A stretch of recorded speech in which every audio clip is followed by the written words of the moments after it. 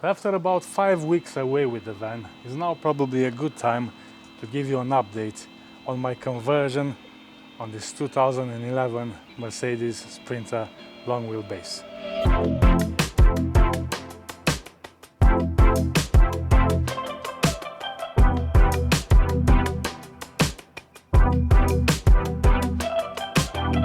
Now let's start with the front of the vehicle, with the so-called kitchen. As you can probably see, it's definitely not finished. I'm using this countertop. Basically, it's scrap wood from IKEA.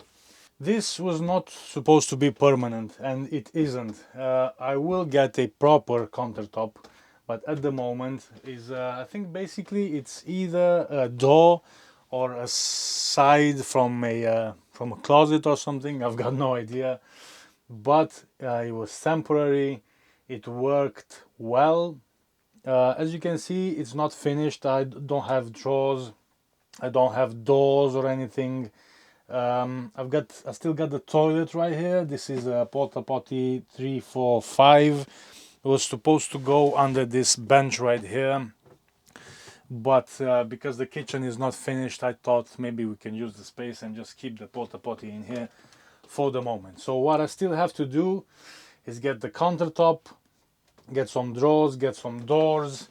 I'll have to fit also the sink and the gas hobs and all that. So this part of the van is definitely not ready, but as I've said, I've spent 5 weeks in it, so everything was okay. Now as for the cooking, all the cooking we've done, we've used this camping gas cylinders with this kind of burners. Really easy, really cheap. Just a regular size burner for the gas cylinder. Just really easy, just clicks on right here and you can use it straight away to cook your dinner. It was okay, but of course the idea is to make everything more sort of professional looking, I would say. So definitely I will need a proper hob and a proper sink. Moving on to windows. I've put 3 windows in total. One, it's a sliding window, this one right here, which I will have to admit I did make a mistake and I have a small infiltration of water, but only sometimes and only when it's pouring rain. I don't know, when the van is in a position it drips inside, when it's not it still stays dry. I don't know. The best thing to do would be to take it off and refit it, maybe done by a professional. But as I've said, it didn't bother me that much. Even when it's dripping so slow then that you can barely notice. So I'm not going to stress too much about it. Maybe now, because the winter is coming, I will do something about it, but until now it was fine. So this one is a sliding window. I've got no mosquito mesh. That was a problem. Thank God I've put 2 of these sunroofs. They were basically almost the cheapest ones I've found. It doesn't have a clear top on them. It's just like a pure white, so the sun doesn't get in, and basically that's probably a good thing because it doesn't heat up the environment. And if you open it up just a tiny bit, you will let a lot of light come in. I have 2 of these. They were okay. Do I regret for not buying the Max fans? Yeah, probably, but the price tag on them is just a bit too much. Maybe I will do it when the winter is ready, but I'm not too sure yet. Now, as for the seating area, these, once again, there are some kind of scrap wood from IKEA. They weren't supposed to be like this. This was just a last minute choice to have them mounted on. Both of them are are with hinges, so you can open up and have a great deal of storage inside. What I thought about the original idea was to have slats in here, and over the slats some kind of cushions, either, I don't know, maybe some foam or just one big foam cushion or something, um, just to make it a bit more comfortable. But we did use these kind of small pillars, just to make it a little bit more comfortable. It's not that bad, but it's not great. So these will definitely not be a permanent installment. I will change them, but they did their job perfectly. And what we used, sometimes we either put a very small table right here, so it was just for me, my wife and my kid, have a small table right here. Maybe I will do one of those legs that's fixed in the floor, and just pop it up and use it as a permanent table. But at the moment it did the job great. As you can see, this bench, it's really long, you can almost sleep in here. So a lot of space. I would say it will accommodate 1, 2, 3, maybe 4 people in here, no problem. Moving on, this is a dresser. It's a closet. It's somewhere you can keep your clothes in. It opens up like this. Everything is made from wood. We done it ourselves. It was okay. I still have to put like a cross beam right here, because it does shifts a little bit, but it's very light, so it wasn't any problems. Any problem. We have 3 shelves right here, 1, 2, 3, very strong, very sturdy, and underneath, which I will show you a bit later, we got the fridge, and also right here at the top I've got the monitoring system for the battery and the controller. Now to the bed. The bed is basically a super king size, right? So it's 2 meters long by 1.8. Now, I was scared of putting a mattress this big, because the van is basically getting narrower at the end. I think it has about 173, something like that, and 180 right here in the middle on this side. So I had mixed feelings about either getting a custom size mattress, or just take a regular super king size and then just cut it if I need to. This mattress being a full memory foam mattress, I got it very cheap on eBay. I will leave you the link down below. So because it's full of foam, it doesn't have any springs.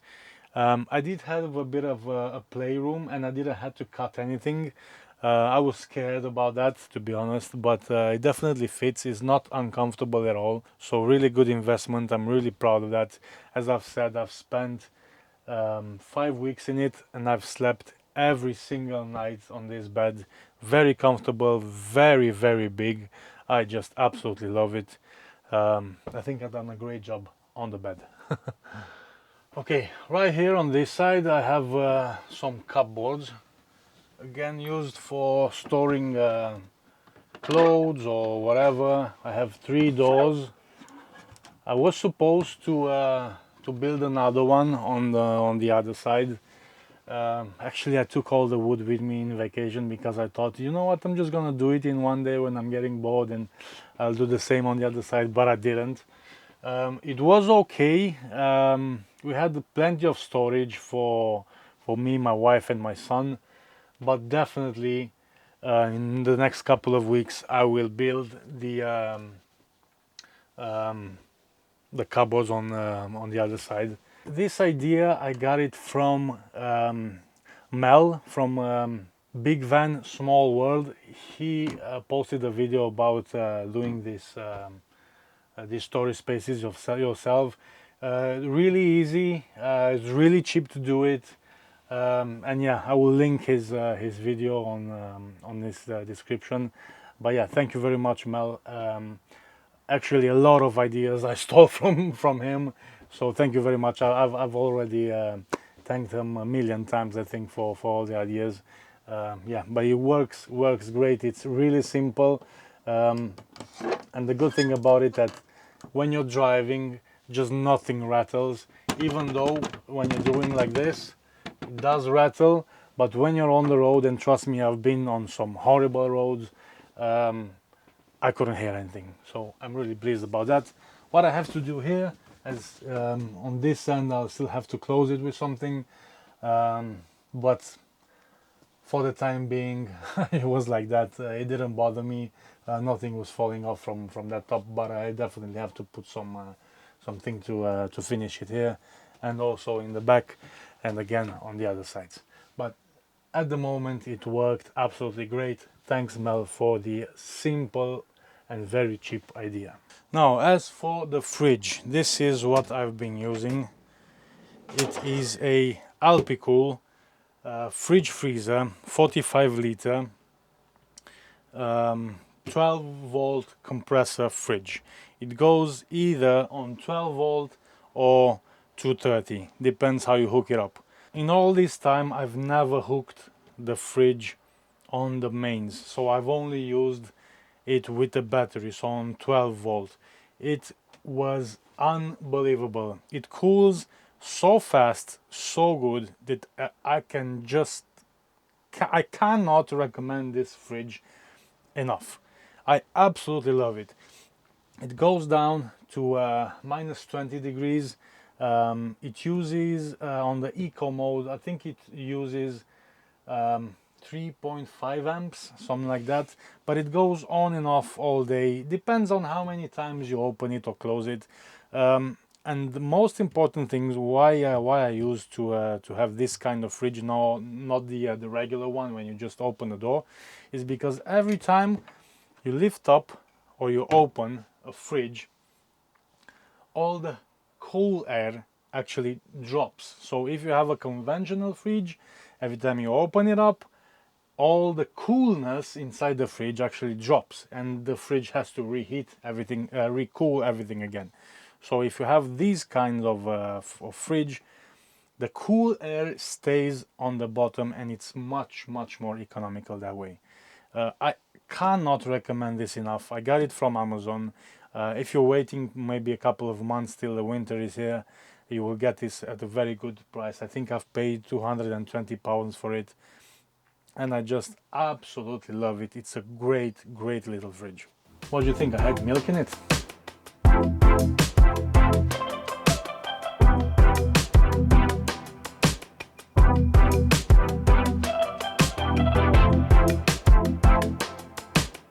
Now, moving on to the garage area where I have the battery and all the off-grid system.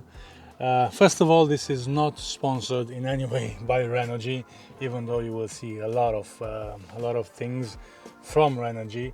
And the reason I picked Renogy is because they are good value for money. So I've got one 100 amp hour lithium battery. I've got a 1000 watts pure sine wave inverter with transfer switch, which basically means that the inverter is connected to this socket right here, which, if it's sensing that it's connected to the mains, it will actually transfer its power to the socket that we have inside in the living compartment. So you don't have to have two separate sockets in the living compartment, you just have to have one. So instead of having the inverter socket and the main socket, you just use one socket, and that's it. This is the Renogy DC to DC with MPPT, 50 amp hour. So it uses 25 amp hours from the starter battery to fill up the power bank if it's necessary, or it can take 25 amps from the solar.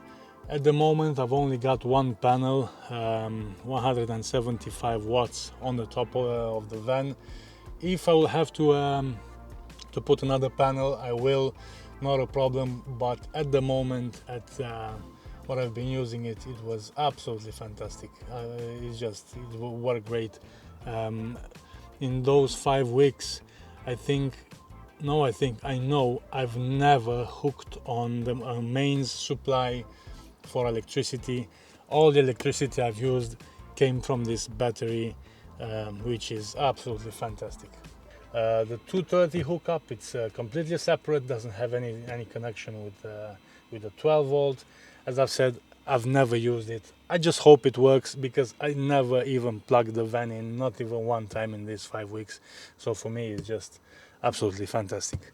Great prices on the Renogy. You can get them either from their website or from Amazon. I will link everything in the description down below. Also, right here on the inside, we've got two monitoring screens. One is from the battery. It says the state charge of the battery. Now it's 99.8. I've got no consumers. The fridge is not on, so I've got 0 amps coming through the battery.